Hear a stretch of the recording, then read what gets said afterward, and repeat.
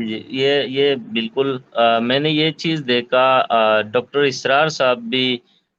جو ہے وہ جب قرآن کلاس کا میں نے دیکھا تھا، ایکچولی میرا پاسٹ ٹائم یہ تھا، میں ایز اے مسلم گھر میں بھی پیدا ہوا، لیکن مجھے یہ میں آپ کو سچ بتاؤں تو آخرت کے بارے میں مجھے پورا یقین جو کہتے ہیں نا، وبالآخرۃ هم یوقنون، ہوں، یقین نہیں تھا، مطلب پورا جو مفتی صاحب میں بتاؤں، یہ میں کافی لوگوں سے بھی تجربہ کیا، کافی لوگوں کو میں نے پوچھا بھی، لوگ ایسے ہی کہتے کہ ہو سکتا ہے، مطلب پورا 100% جو ہے وہ نا یقین نہیں ہوتا۔ تو ہوں، اس پہ میں نے دیکھا، میں نے جب وہ ڈاکٹر صاحب کی وہ ویڈیوز وغیرہ دیکھی، تب جا کے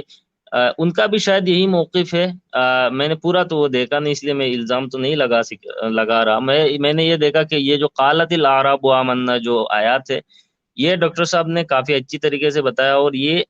کچھ مجھے یہ لگ بھی رہا ہے کہ دیکھیں اگر کوئی بندہ جو ہے وہ صرف مسلم ہوا ہے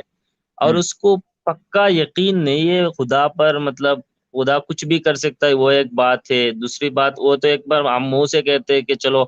خدا جو کرے وہ ہوگا، لیکن جب ہوتا نہیں تو ہم جو ہے نا وہ مطلب مانتے نہیں اس چیز کو، مطلب پورا یقین جس وہ کو جو نہیں ہے۔ آیت ہے نا، قالت الاعراب آمنا قل لم تؤمنوا ولكن قولوا اسلمنا، اس میں ایمان اور اسلام کے درمیان فرق کیا گیا ہے، کیونکہ جی اسلام کی جو ٹیکنیکل ڈیفینیشن ہے وہ ہے ظاہری طور پر سبمیشن، اور ایمان کی ٹیکنیکل ڈیفینیشن ہے دل سے ماننا، دل سے سبمٹ کرنا۔ تو اللہ تعالیٰ نے یہ کہا کہ یہ جب بیڈوینز آئے، آراب بیڈوینز، جب بیڈوینز آئے اور انہوں نے کہا کہ ہم ایمان لاتے ہیں، اور اللہ کو معلوم تھا کہ دل سے مان نہیں رہے ہیں، تو ان سے کہا گیا کہ یہ کہو کہ ہم اسلام لائے، بظاہر ہم سبمیشن کر رہے ہیں لیکن دل سے سبمیشن ابھی تک نہیں کیا۔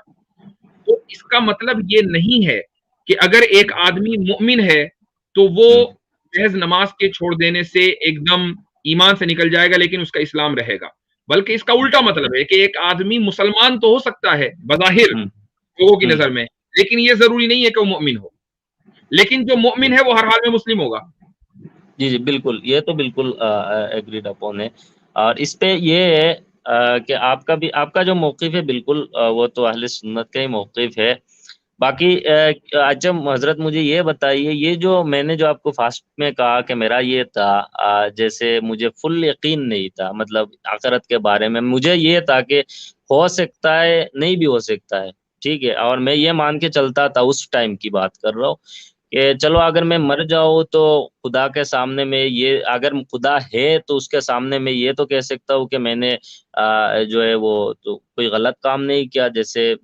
شراب وغیرہ پی کے کوئی آوارہ گردی نہیں کیا، کوئی جو جبلت کے اندر ہے کہ یہ چیز خراب ہے وہ میں نے تو نہیں کیا، ٹھیک ہے، اگر ہو بھی تو اور نہ بھی ہو تب بھی کچھ فرق نہیں پڑتا، تو یہ سوچ کے میں چلتا تھا۔ تو اس کو آپ کیا کہیں گے، اگر اس وقت اگر میں مر جاتا تو اس کا مطلب مجھے تو سمجھ نہیں آ رہا، کیونکہ ابھی تو آئینہ کی طرح میرا یقین ہے کہ مرنے کے بعد جو زندگی ہے وہ تو چلیے میں آئینے جواب کی دے طرح دیتا ہے۔ ہوں،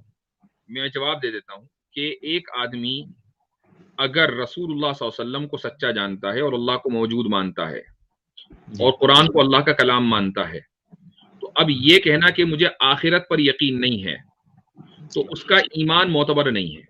چاہے وہ عمل کتنا ہی کرتا ہو، شراب نہ پیتا ہو، جھوٹ نہ بولتا ہو، نماز پابندی سے پڑھتا ہو، آخرت پر یقین نہیں ہے۔ اس کی وجہ کیا ہے؟ اس کی وجہ یہ ہے کہ رسول اللہ صلی اللہ علیہ وسلم کے آخری دور میں جب حضرت جبریل امت کو دین کا خلاصہ سکھانے کے لیے تشریف لائے اور یہ سوال جی کیا حضرت صلی اللہ علیہ وسلم سے کہ ایمان کیا ہے، تو کیا جواب دیا آپ صلی اللہ علیہ وسلم نے کہ ان تؤمن باللہ وملائکتہ وکتبہ ورسلہ والیوم الآخر، کہ جی تم اللہ پر، اس کی کتابوں پر، اس کے رسولوں پر اور آخرت کے دن پر ایمان لاؤ۔ لہٰذا ان میں سے کسی ایک چیز پر بھی اگر ایمان نہیں ہوگا تو ایمان معتبر ہی نہیں ہے، وہ آدمی اس کا ایمان جو ہے اللہ کی نظر میں قابل قبول نہیں ہوگا۔